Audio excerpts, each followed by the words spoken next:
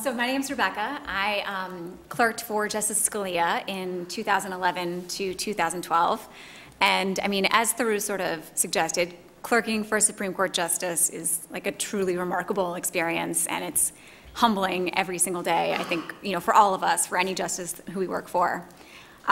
It's also substantively really hard. I mean, or at least I found it really hard. She went to Yale. Yeah, maybe I was just poorly educated, possible. It was like going to a fourth year of law school, but a much harder law school than Yale.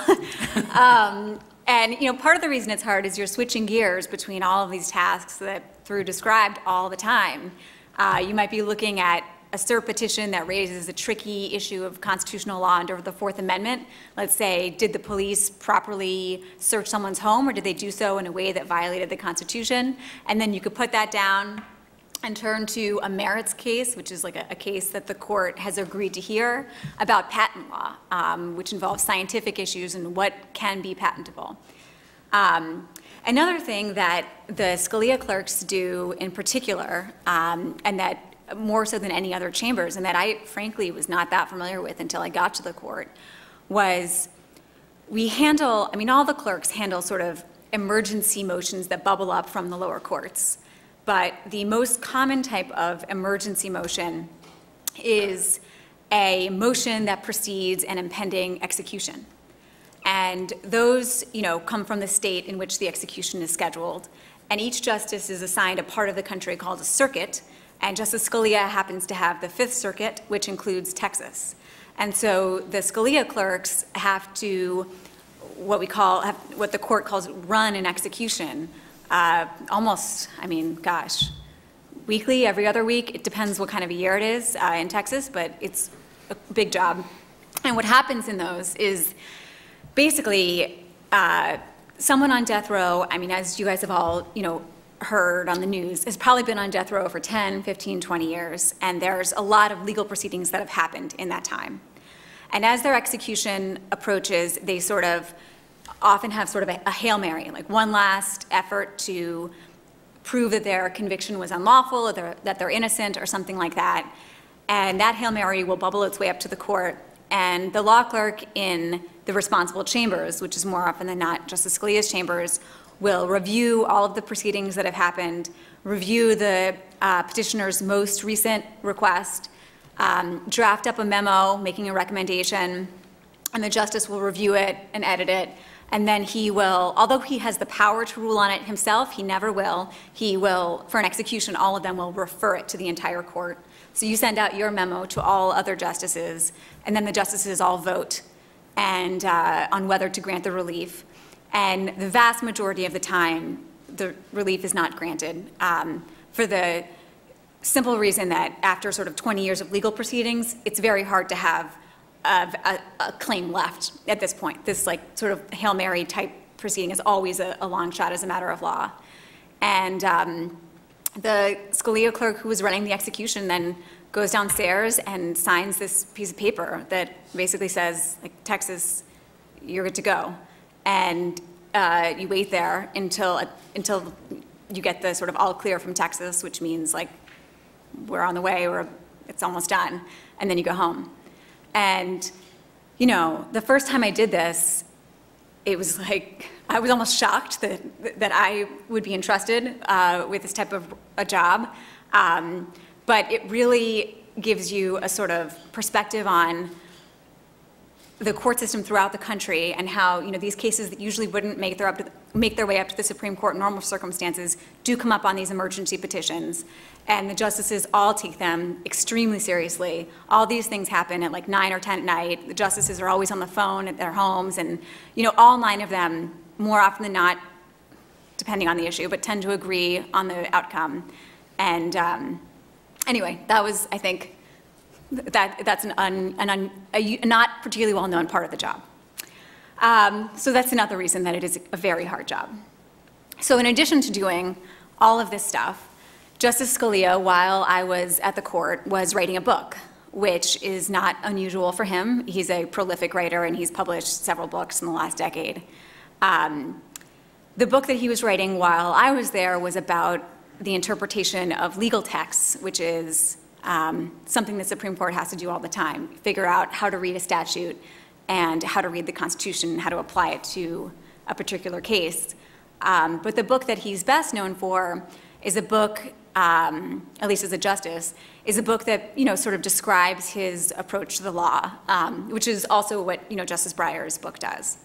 And I think one thing Justice Scalia and Justice Breyer really have in common, and there are many, but one thing they have in common is they're teachers, like all of our parents. And they really have this desire to explain to people who are not lawyers, people who are not yet lawyers, what it is that they're doing and how it is that they're doing it, and why you should trust them, They're not just making it up as they go along. And that's what Justice Scalia's book does, just like Justice Breyer's. Justice Scalia, as you guys all know, takes it a slightly different direction. Like Justice Breyer, Justice Scalia is very concerned about the court's democratic legitimacy. And like Justice Breyer, he really believes that a big part of the court's role is to allow people to govern themselves democratically. But they just come at it from different perspectives. Justice Scalia takes that concern and he tries to translate it to a methodology that he uses to approach all cases, which is to say, he's very worried that as he's approaching, a Supreme Court case that raises, as they all do, a difficult, open question, that if he does not have sort of firm principles to guide him, he will wind up just choosing the answer that he thinks is best. Because he, like all of them, they're humans. And they have personal opinions, of course. And so Justice Scalia, at least, his sort of theory for minimizing that risk and for approaching each case in a consistent way is to focus on the text of either the statute that you're looking at, the federal statute, or the Constitution, and to focus on what that text meant or means in an objective sense, rather than to think about what the people who passed it particularly wanted it to mean or what they hoped it would achieve. And that is, certainly not an easy project, and it often requires some historical research into, say, what the Constitution meant to the people who ratified it 227 years ago. But he follows that approach because he wants to, he and Justice Breyer they often do these presentations together, and they have this running joke about, Justice Scalia always says, better to have a theory than no theory at all. They have this joke, you're both at a campsite. Have you heard this? I feel like I'm gonna rock. All right, I'll try it. You're both at camping. Justice Scalia, Justice Breyer are camping, and a bear comes after them, or maybe they're hunting, something. They're in the outdoors. They're in the wilderness, and a bear comes after them, and they both start running. And neither of them are particularly fast runners, but Justice Scalia is like, I don't have to be a sprinter. I just have to be faster than Justice Breyer, because the bear only needs one. So Justice Scalia thinks that his theory of constitutional interpretation, to bring it back to the law, his theory of constitutional interpretation isn't perfect, and it's not easy to apply every time. But at least he's got a theory, and that he tries to make that sort of keep him honest. Because and certainly it's difficult on a case-to-case basis, but he wants something, a sort of stable guidepost to keep him honest. And the reason is that he's very keenly aware that he's not elected, and that he's been appointed for life, and that none of us have any choice, had any choice about him, really, and have any choice about whether he stays. And, the way the Supreme Court is now, they end up facing a lot of sort of open questions that seem very politicized to people, understandably. And I think all the justices are worried about seeming legitimate in how they answer those questions and, telling the public that they're not just picking an answer out of thin air or based on their political preferences. And that is at least how he has tried to sort of address that problem in his own jurisprudence. And finally, I would be remiss if I didn't say that he's just an extremely warm, lovely, brilliant man, and it's an honor to be here and talking to you guys. And I feel like it was such a special thing to get to Clerk, and then to get to talk about it is just silly. So thank you.